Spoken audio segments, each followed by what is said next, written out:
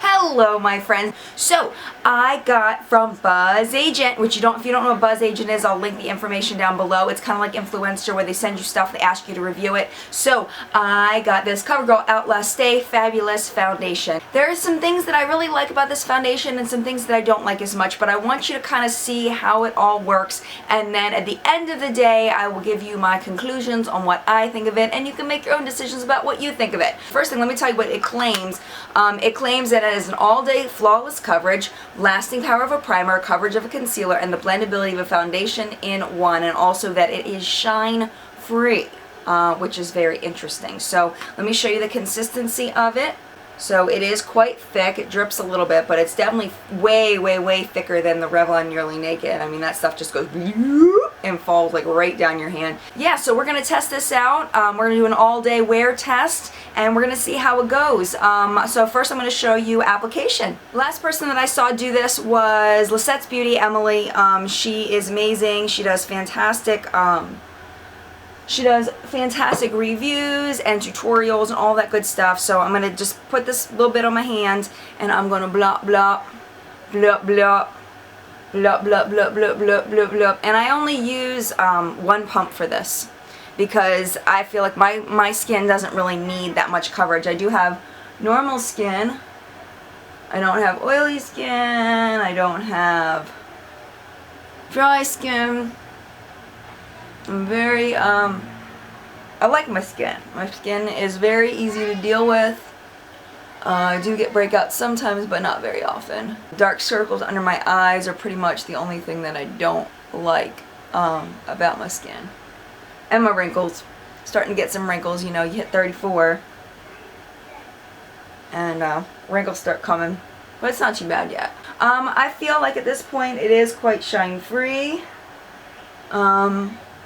I am going to use a powder to set it.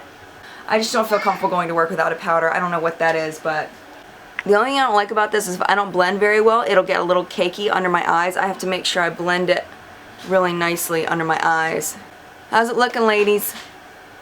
Alright, I'm going to go do the rest of the full face, and I'll be right back. Here's the final look that I came up with for today. I'm kind of running a little late because of the camera setup and all that. So I got Naked 2 on my eyeballs. On my cheeks, I'm using the Balm's Down Boy. For our bronzer, I'm using my little mini Laura Mercier Golden Mosaic. Oh my gosh, this thing is gorgeous. Love this. Got this Christmas time in the Sephora something glow set. Eyebrows, Anastasia. Highlight, my little mini Lorac that I got in that kit. When those things come out, you gotta get them because they're amazing. This is the Perfectly Lit from Lorac. Oh, and brow gel from Anastasia. For lips, I've got, let's see, what is this? Maybelline Color Sensational and Tinted Taupe. I don't know where they get taupe out of this, but, you know, this doesn't look like taupe to me, but here's what that looks like. So that's what that looks like. That's the Tinted Taupe. And then for gloss, I use the NYX Butter Gloss in Tiramisu. And then mascara, I use the Dior curling mascara. Dior Show Iconic Overcurl curling mascara. Oh, powder, very important. And powder, I use my Rimmel Stay Matte. Hopefully, you know, maybe this foundation will do differently with a different powder, but this is pretty popular one. I think a lot of people use this, so I use this one, and we'll see how the foundation lasts over the day. Here's what everything looks like. My dark circles are pretty covered, pretty happy with that. I really feel like with this foundation you really have to work quickly. It dries pretty fast, especially if you're not using a lot of it. It's like a full, medium to full coverage, just kind of like similar to the Revlon Color Stay. And so far so good. We'll see the lasting power test at the end of the day. And through the magic of video... Hi my friends, so it is now 2:30. Give you a look of how things are looking. I see a little bit of creasing going on down here. I just feel like it's a little on the cakey side, just a little bit. You know, it definitely doesn't look as perfect as it did when I first put it on. I feel like it gave me a lot more of a flawless look. Of course my lipstick's gone. Everything else looks pretty decent though. Blush is still there.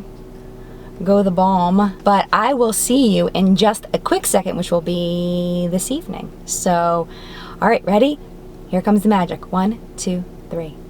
Hello my friends. So unfortunately I didn't get to make this video until 9 o'clock at night, and I don't really know of many foundations that'll last for 7:30 for 13 and a half hours. I mean, I don't think it's really fair at this point. So all my freckles are back, my dark circles are back, you know, I have no coverage at all anymore. But I will tell you that I feel like this foundation holds its coverage for about 4 hours before you start losing some of it. Before I started getting creases here, before my freckles started showing through. I do not have blemishes. I do not have skin that has dark spots or anything like that, so I don't know how it would work on skin like that, but for me, I feel like, you know, that it really doesn't even last 6 hours completely.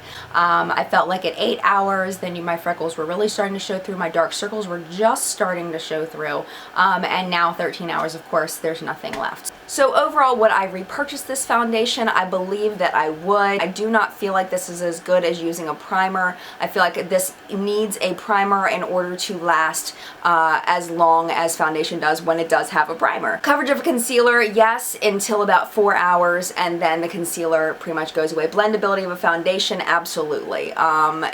Well, but then it doesn't really blend around my eyes unless I really, I gotta really work at it to blend under my eyes, if I end up putting on too much. So, I mean, I do like the foundation. I don't want you to get me wrong. I do like it. I would probably repurchase it, but it's definitely not perfect. It definitely has its flaws, and yeah, I mean, take away from it what you will. Maybe some things are more important to you than others, and hopefully this gives you an idea of whether this is something you would want to purchase or not. Alright, I hope you enjoyed that video. Mad love, and I will see you in the next video.